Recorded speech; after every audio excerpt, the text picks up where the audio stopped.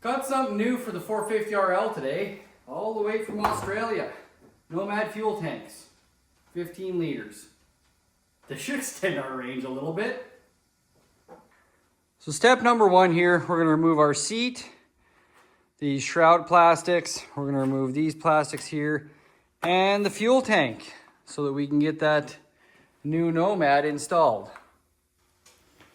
So as you're popping off these radiator shrouds here, you can hang on to the bolts that hold them on and stuff. You can kind of put it back together with the tank because this stuff will not be reused.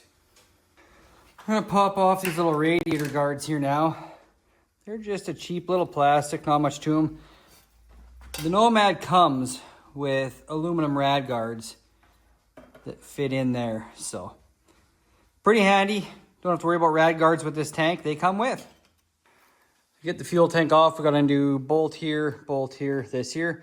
I am going to move my ECU out of the way just so when I'm taking stuff off, I don't hit any of these wires. It would be an absolute shame if the sharp side of the tank cut one of these. So yeah, we're going to pull this out of its case and get it out of the way and get this tank off here. There, a little click, that's undone. And you got to pull the rubber down off of this fuel line. That little thing pops out first.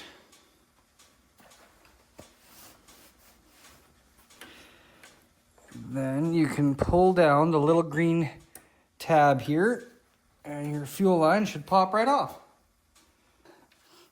That's it there. You just got to pull this down like that and then it pulls right off.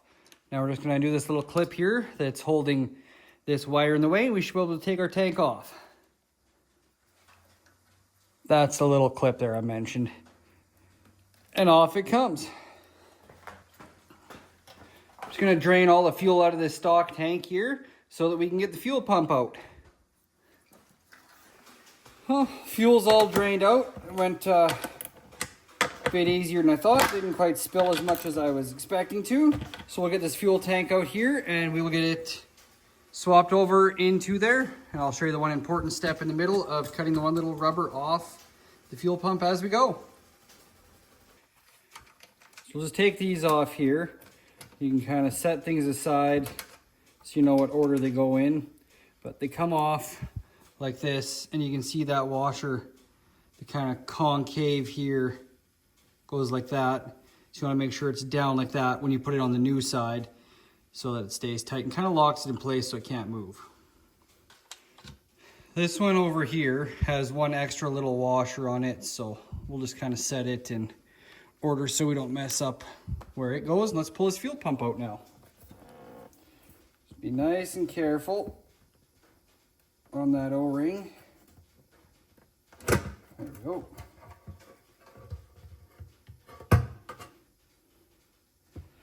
And just like that, ta-da, we have a fuel pump. So this here's the important little rubber I was mentioning. You're just gonna want to try and cut that in kind of as flush as you can, just so that it's out of the way when we put it into the new fuel tank. So that's off there, it's nice and smooth, because it fits down in here on this fuel tank. So that's out of our way now that it's cut off. I rinsed the tank out with gasoline just so it's clean. With that said, it's probably one of the cleanest fuel tanks I've ever gotten from a manufacturer, so pretty impressed with that. Just gonna smear a tiny little light film of grease around the opening here, just so that O-ring goes in a little bit smoother. Just a tiny little ring, nothing too thick. Okie dokie smoky. Let's get this in there. Nice and gentle. Line that up to where we need to be. Give her just a little push. And it's in.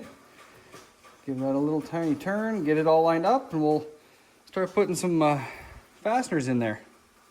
Figured I'd grab this one first. That has that extra little washer on it. We'll put that one in first because I remember where it went. And when you're putting it all back together, don't forget this here. That protects your fuel connector there.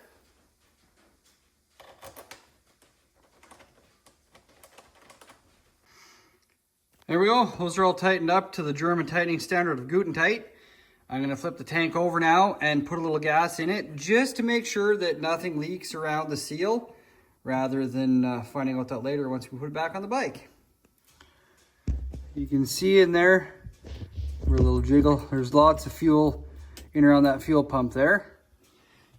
You can also see the level of it there. And that way we can check for leaks. Next thing we're going to do now is remove this bracket here that holds the horn, and we're going to mount it to our new rad guard right here.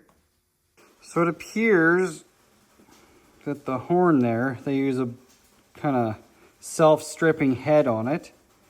So I was going to take a vice grip and see if I can cut that sucker loose here just to get the horn off and remount it.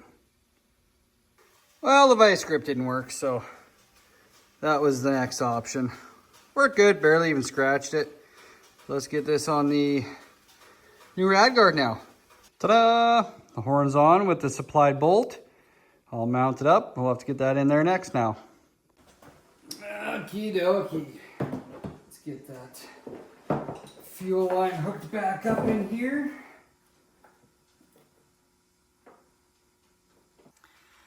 Don't forget to put this back on once you've got everything all clicked in here properly. Nice little protector there. And then I'm going to move the tank ahead a bit so I can reach. And I'm going to plug in this and this other little tab here. And everything will be connected. There, I got that stuff all connected down there. Kind of lifted the back of the tank up, slid the Vortex ECU back in place. It goes in nice. This is probably the easiest, best fitting tank install so far. So yeah, I just have to do up, there's going to be a bolt here, same bolt on the other side, the bolt here, and then we'll put those rad guards in and she'll be all mounted up. But yeah, I'm really impressed with the fit. It goes on a lot easier than the IMS tank I previously had on my other 450. Bolts are in, one there, one up there, and this one over here. So those are all in. I just gotta kind of snug them down. But once again, that was incredibly easy. So I'll get those cinched down a little bit, and then yeah, onto these rad guards here. We're onto this bag now to continue on with the rad guards. This little device here has to mount down in there, so we have somewhere to mount our rad guards too. Next step is going to be this here. That's going to go on like that. It's just going to mount right on the frame right here. So give me a couple seconds here. I'll get them mounted up and show you how it looks. There you can see it there. It's all mounted up. Just kind of loose for now. We'll tighten this stuff up later once I get the rad guards adjusted and kind of mounted up to there and there. Then we'll snug everything down. This is the side here at the horn that we've got all mounted up there.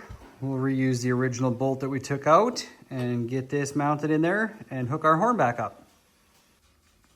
There we have it. There's that side there, all buttoned up. We got this side here. Do a quick check. Make sure I hook that horn up. Bingo. Filled her up with gas. Ooh.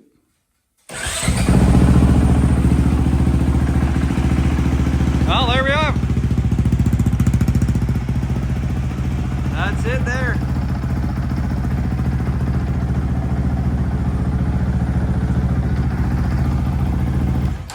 This one over here has the 20 liter on it. I mean, you can see kind of how much bigger that 20 liter is and how much more it sticks up compared to the 15 liter. Yeah, there she is. All installed, ready to rock and roll. Thanks for watching, guys. Catch you on the next one.